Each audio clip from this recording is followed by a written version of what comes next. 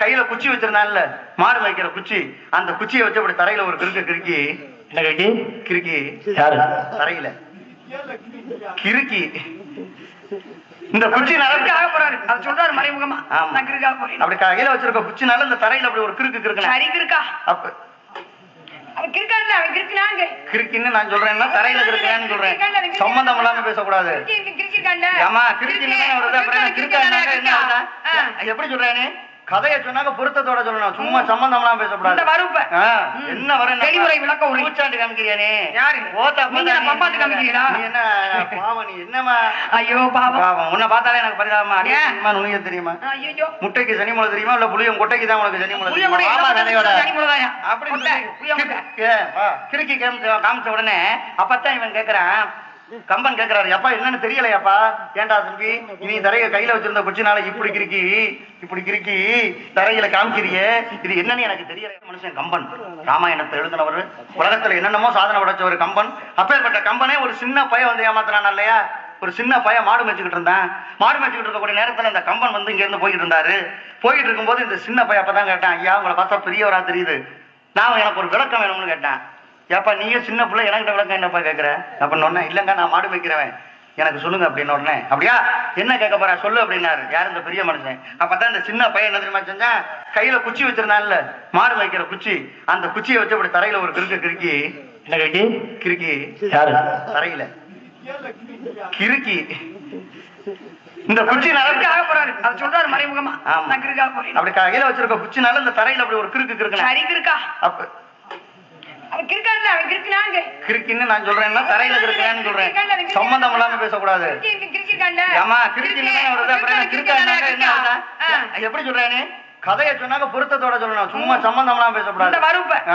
என்ன வர தெளிவுரை விளக்கம் ஊச்சாண்டு காமிக்கிறியானே? யாரு பம்பாத்து காமிக்கிறீங்களா? என்ன பாவம் நீ? என்னமா ஐயோ பாவம், உன்னை பார்த்தாலே எனக்கு பரிதாபமா. அடிமா நுழைய தெரியுமா? முட்டைக்கு சனி முளை தெரியுமா? இல்ல புளியம் கொட்டைக்கு தான் உனக்கு சனி முளை தெரியுமா?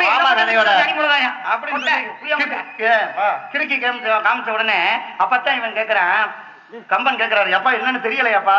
ஏண்டா தம்பி, நீ தரைய கையில வச்சிருந்த குச்சினால இப்படி கிறுக்கி தரையில காமிக்கிறியே, இது என்னன்னு எனக்கு தெரியலையாப்பான்னு சொன்னாரு. அப்பதான் இந்த சின்ன பையன் சொன்னேன், ஐயா நான் கையில வச்சிருந்த குச்சி, இது என் கையினால எழுதின எழுத்து, என் கையினால எழுதின எழுத்து, இது என் கையெழுத்து, இதை கேட்கணுங்கிறது உன் தாய் எழுத்துறான்னு விளக்கம் கொடுத்தேன். காரணம் என்ன?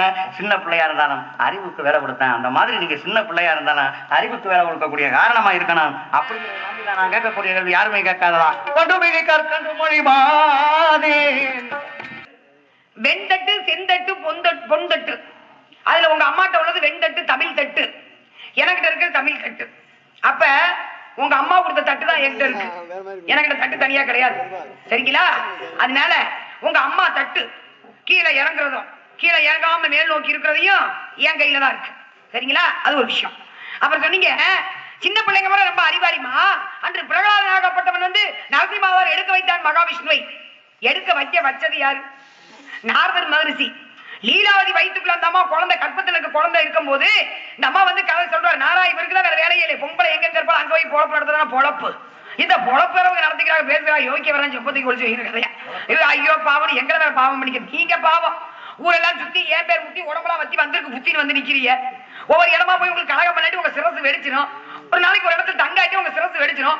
உங்க தலை தப்பிக்கிறதுக்காக, உங்க பொழப்பு ஓடணுங்கிறதுக்காக ஒவ்வொருத்தரா போய் சந்திச்சுக்கிட்டு இருக்கீங்க. இதுல நீங்க வந்து ஐயோ பாவம் கீழே இருத்தாப்புல சாரி வச்சு பேசிக்கிட்டு இருக்கீங்க. பாவம் அந்த பிள்ளைகள் சிறப்படைவதற்கு நீங்க காரணம். பிரகலாதனாகப்பட்டவன் லீலாவதி வைத்து கருவிலே குழந்தையாக இருக்கும் பொழுது நீங்க போய் எங்க பொம்பளை விட்டு தனியாக பொம்பளை விட்டு உமக்கு என்ன வேலை? அங்க போய் உட்காந்து கதை சொல்ல. பெண்ணாகப்பட்டவர்கள் கர்ப்பஸ்திரியாக இருக்கும் பெண்கள் தூங்கினாலும் கர்ப்பத்தில் இருக்கும் குழந்தைகள் விழித்துக் கொண்டிருக்கும். அதனாலதான் நீங்க அந்த குழந்தை கேட்டுக்கிட்டே இருந்துச்சு. இருநியாய நமக, இருநியாய நமக, இரணியா நமக இந்த ஊரெல்லாம் சொல்லணும்னு இருக்கப்ப அது மட்டும் நாராயண நமக, ஓம் நாராயண நமக நீங்க சொல்ல அதை மட்டும் கேட்டு வெளியே வந்து நரசிம்மாவதாரம் எடுப்பதற்கு காரணமாக இருந்தது பிரகலாதன் தான். எடுக்க வச்சது யாரு? பெரியவங்க. எந்த பிள்ளை வந்து எந்த குழந்தையும் மண்ணில் பிறக்கும் போது நல்ல குழந்தை தான், அவன் நல்லவனாவது தீயவனாவது அன்னையின் வளர்ப்புன்னு சொல்லியிருக்காங்க. சின்ன பிள்ளை நல்ல பிள்ளையாக இருக்கு, அம்மா வளர்க்கிற விதம் இருக்கு சாமி. பாவ நீங்க அம்மாட்ட வளர்ந்ததாலும் உங்களுக்கு அம்மா பத்தி தெரியும். தாய் வயிற்றிலே பிறக்காதவர் தான் தோன்றி தாய் வயிற்றுல கற்பத்துல என்னமோ பிறந்து அந்த அம்மா உங்களை தூக்கி வச்சு தாய்ப்பால் கொடுத்த மாதிரி நீங்க பாவம் பேசிக்கிறீங்க. உங்களுக்கு அதுக்கு சம்பந்தமே இல்லையே பாவம். அப்புறம் நீங்க நாங்க மேல போவோம், நாங்க கீழே வருவீங்க, நீங்க கீழே போனா மேலே வர மாட்டீங்க. இல்லாதவன் மனிதன் பூமிக்குள்ளே போயிட்டா திரும்பி வேற வர முடியாது. அவன் நாங்கள் செய்து வைத்த காரியங்கள் பூமியில இருக்கும். நல்ல காரியங்கள், நல்ல விஷயங்கள். ஒரு கோயில கட்டி வச்சா அதனால பேர் வைக்கிறேன் எந்திரிச்சு ஒருத்தா கையை நீட்ட சொல்லுங்க, இல்ல கை தூக்க சொல்லுங்க. ஆனா ஒண்ணு, இந்த வள்ளி வந்துச்சுப்பா, நல்லா பேச்சு, அந்த பிள்ளை ஞாபகம் நம்ம பிள்ளைக்கு வந்துச்சுன்னா வள்ளியோட பேர் வைப்பான். அப்படி கூட வச்சாலும் வைப்பாங்க. ஆனா எங்க எந்திரிச்சு யாராவது ஒருத்தர் எனக்கு பிறக்க போற பிள்ளைக்கு நாரதன் பேர் வைக்கன்னு சொல்லும் ஐயா. ஆனா வைப்பாங்க. 10 பேர் பேசிக்கிட்டு இருப்பாங்க. ஒருத்தர் அங்கிருந்து போட்டு கொடுக்க வந்துக்கிட்டு மாட்டே நாரதன் பேர் வைக்கிறேன் வந்துக்கிட்டு முதல்ல இடத்த கழிவன் அந்த இடத்துல உங்க பேர் நிலைக்கும். அப்புறம் நீங்க அங்க போவோம் இங்க போவோம், இங்கே நீங்க வர முடியாது. உங்களுக்கு நம்ம கோயில் கட்டி கும்பாபிஷேகம் பண்ண மாதிரி உங்களை எதுலையுமே சேர்த்து கிடையாது. அப்புறம் நீங்க ஐயோ பாவம் சின்ன பிள்ளை அன்னைக்கு சொன்னுச்சு பாலுக்குள்ள எல்லாமா இருக்கு முட்டை முட்டை. இது எங்களுக்கு முட்டைக்கு சனி மூலம் தெரியுமா? கொட்டை புளிய கொட்டைக்கு சனி மூலம் தெரியுமா? பாலுக்குள்ள எப்பயா அஞ்சும் இருக்கும். பாலை பக்குவமாக காய்ச்ச வேணும். மிதமான வெப்பத்துல அதுல பெற ஊத்தணும். அதுக்கு அப்புறம் தானே முதல்ல பால் இருந்தா தானே. பாலுக்குள்ள இருக்கா ஊத்துறத பத்தி என்கிட்ட சொல்லாத. கத்தக்கூடாது, பெசாம இருக்கணும். வாய பத்திக்கிட்டு நான் நினைக்கிட்டு இல்ல. பாலுக்குள்ள எப்படி வெண்ணெய் இருக்கு? வெண்ணெய் கரைஞ்ச வெண்ணெய். பாலுக்குள்ள எப்படி ஐயா வெண்ணெய் வரும்? பக்குவமா அதை காய்ச்சணும். காய்ச்சின பின்னாடி மிதமான வெப்பத்துல, ரொம்ப வெப்பத்துல பெறைய ஊத்துறானும் திறந்து போயிடும். வெப்பமே இல்லாம இருந்தாலும் நல்லா இருக்காது. வெப்பம் நல்லா காய்ச்சா பால் கெட்டு போயிரும்ல, நாரி போயிடும், நாத்தப்படுத்து போயிடும். அதனால என்ன பண்ணா பொம்பளை பக்குவமா காய்ச்சி அதை மதமான வெப்பத்தை நிம்பிட்டு பெற ஊத்துவான். பெற ஊத்துனா அது கெட்டி தயிர் ஆயிரும். அது என்ன அப்ப பால் காய்ச்சிய பின்னால் தான் அது தயிர். உர ஊத்துன பின்னாடி அந்த உரைக்கப்ப நமக்கு தேவைன்னா மத்த போட்டு நல்லா கடைஞ்சா நல்ல வெண்ணெய் திரண்டு வரும். வெண்ணெய் பொம்பளை பத்தி எத்தனை வெண்ணெய் திரண்டு வரும். அந்த வெண்ணெய் எடுத்து அப்படி என்ன பண்ணுவா, தண்ணிக்குள்ள போடுவா. வெளியில வச்சா கெட்டு போயிரும். அதனால தண்ணிக்குள்ள போட்டுருவாங்க. அதுக்கப்புறம் அந்த வெண்ணெய முருங்கைத்தாள போட்டு குறுக்கணும்னா நெய் வரும். உனக்கு பாவம் இருங்க சாமி, நீங்க தான் சொல்லி பொம்பளை பார்த்து வெண்ணெய் திருப்பி நான் விளக்கத்தை சொல்லிருக்கேன். அவ்வளவுதான். நான் என்ன உங்களையா வெண்ணேனே? நீங்க என்ன வெண்ணையா? நீங்க என்ன கிடத்தையே தூக்கிக்கிட்டு அலைஞ்சவரு. உங்க போய் நான் சொல்ல முடியுமா? சேச்சா பெரிய எனக்கு எதுக்கு நீங்க எனக்கு அப்பா அம்மா அப்பெல்லாம் நான் உங்களுக்கு பேச மாட்டேன். அப்ப இதுக்குள்ள என்ன இருக்கு? பக்குவப்பட வேண்டும்.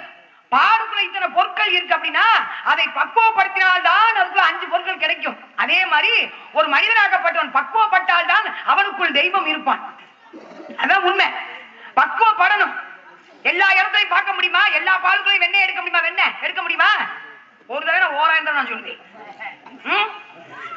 பக்குவப்படுத்தாதான் பாலுக்குள்ள எடுக்க முடியும். பக்குவம் இல்லாத பாலுக்குள்ள எங்க ரொம்ப திறமைசாலி, ரொம்ப பெரிய ஆள் தான். நீங்க அடியும் தெரிஞ்சவர் நுனியும் தெரிஞ்சவர் தான். நான் வேணா ஒரு மத்து தர்றேன். ஒரு பாலை கொண்டாங்க, காய்ச்ச பத்தாம கொண்டாந்து வச்சு கடைஞ்சு இந்த வெண்ணெய் எடுக்கிறான்னு பார்ப்போம். எப்படி நேரம் எடுக்கிறேன்? பக்குவம் இருக்கணும். ஒரு மனிதனாகப்பட்டவன் பக்குவப்படணும். பக்குவப்பட்டானா அவன் இறைவனை பார்க்க முடியும், சந்திக்க முடியும். பக்குவப்பட்டான் என்று துருவன். பக்குவப்படுத்தியது தாங்கள். எனக்கு யாருகிட்ட பொங்கி வச்சு நான் பேசுறது பொய்யின்னு. துருவனாகப்பட்டவன் யாரு? உங்க அப்பா பிரம்மா. பிரம்மாவோட பிள்ளைவா தவறுவை சுயம்பு மனு. இது எந்த புராணத்துல எந்த இடத்துல இருக்குன்னு சொல்லிட்டு போக முடியும்? பொய் பேசுபவள் நான் அல்ல. ஹரிதாரத்தை புரிஞ்சு பொய் பேசுறோம்னா கடைசி காலத்துல சோறு கிடைக்காது, பொறி கூட கிடைக்காது. அதுதான் உண்மை. சுயம்பு மனு சவரூபை. இது பிரம்மனின் பிள்ளைகள். அது மனுவில் இருந்து தோன்றிதான் நீங்க மனிதர்கள் பேர் வந்துச்சு. சரிங்களா? எனக்கு இந்த கொக்கி ஓட்டு தான் பேசி பழக்கம் கிடையாது. படித்தது திருத்தமாக தெளிவாக சொல்லித்தான் பழக்கம். மனிதர்கள் பேர் வந்துச்சு. இதை கேட்டு நீங்க 1.5 மணி நேரம். நான் அப்படிப்பட்டவள் அல்ல. மனிதர்கள் பேர் வந்தது எதனால்? மனுவில் இருந்து தோன்றியதால். பிரம்மனின் பிள்ளைகள் தவறுபை சுயம்பு மனு. அவங்களோட பிள்ளைதான் ஒருத்தர் உத்தான பாதன். அப்ப என்ன வேணும் பிரம்மனுக்கு? பேரன். அந்த உத்தான பாதனுக்கு 2 பொண்டாட்டி. 2 பொண்டாட்டியா சாமி? நல்லா இருக்காங்களா? 52 சொல்ல வந்தேன். ஏன் கோச்சுக்கிறீங்க? ஏமா நீங்க 2 பொண்டாட்டி கட்டிருக்க மாதிரி இதை நேரம் வெளியே சொல்ற மாதிரியா? 2 பொண்டாட்டின்னு சொன்னேன். உங்களுக்கு 52 உண்டு. 52 அந்த 2 பொண்டாட்டில சுருதி சூநீதி 2 பேர். மூத்தவளாகப்பட்டது ஒரு பிள்ளை, இரண்டாவதுக்கு ஒரு பிள்ளை. இந்த மூத்த தாரம் தான் வீட்டுல இருப்பா அரண்மனையில. இந்த 2வது தாரம் அந்த பிள்ளையும் வெளியில இருக்கும்.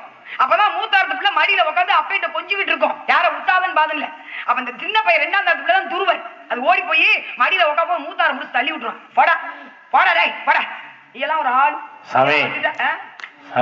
கிரிக்கிங்க நல்லா. நான் இங்க கதையில சொல்றேன். நான் நாவரையா போடாங்கிறேன். அவங்க மட்டும் கிரிக்கிங்க நல்லா கதையில பாவம் பாருங்க. கொடிச்ச பால் கொப்பட்டில் நிக்கிற மாதிரி நிற்கிறேன். போய் நான் சொல்லுவேன். கங்க கதையில போடா போடாங்கிறேன்ல.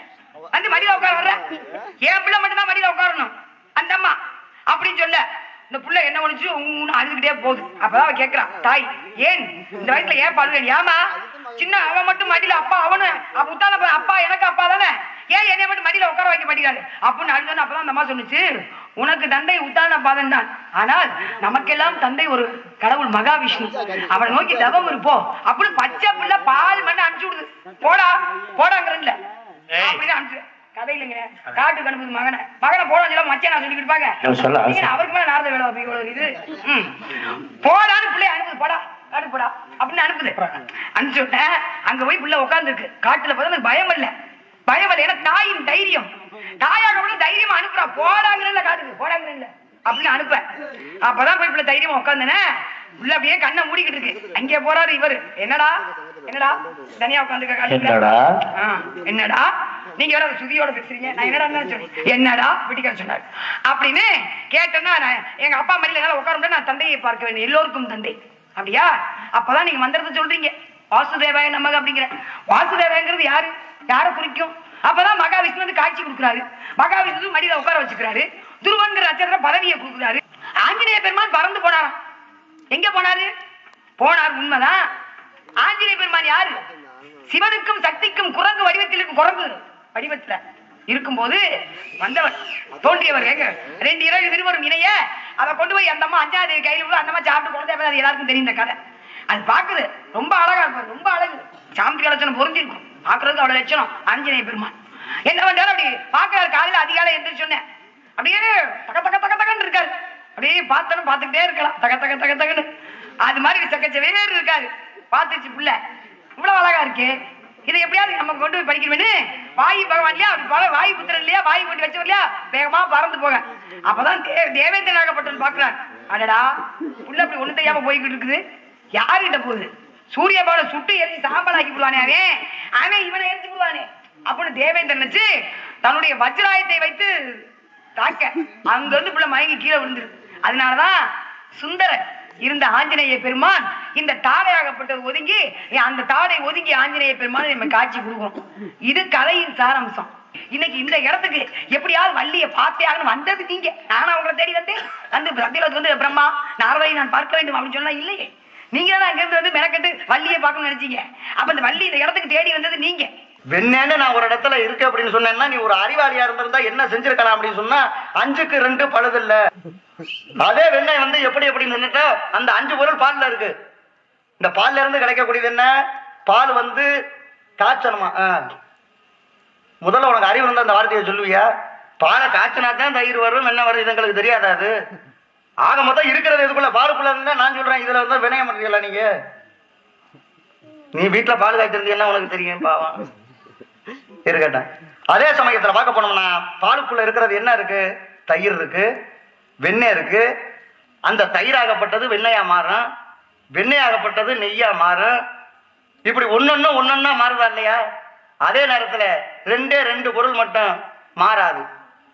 என்ன 2 பொருள்? இந்த 5 பொருள்ல மோர் ஆனிச்சுன்னா மோர் தான், நெய்யா மாறுச்சுன்னா நெய் தான். இது 2 மட்டும் மாறாத பொருள். அதனாலதான் 5க்கு 2 பழுதில்ல பழமொழி. இதை கொஞ்சம் எட்டி பிடிப்பாங்கிறத நான் எதிர்பார்த்தேன். அப்பதான் சிவபெருமான இடத்த போய் சொல்லி அவங்களை அழிக்கணுங்கிற காரணத்தை நான் சொன்ன காரணத்தினாலதான் சிவபெருமானாகப்பட்டவர் 30 அசுரர்களை அழிச்சு காமிச்சாரு. அதுக்கு காரணமா இருந்தவன் யாரு? நாரதர். நான் அதே சமயத்துல யாருமே அழிக்க முடியாதவன் ராவணன். அப்பேற்பட்ட ராவணன் என்ன செஞ்சான், தன்னுடைய சிம்மாசனத்துக்கு கீழே 9 நவக்கிரகம் அவர் தான் சொல்லிக்கிறாரு. யாரு? 2 பேரையும் மூஞ்சிய காமி, யாரை பார்த்தா அப்படி தெரியுதுன்னு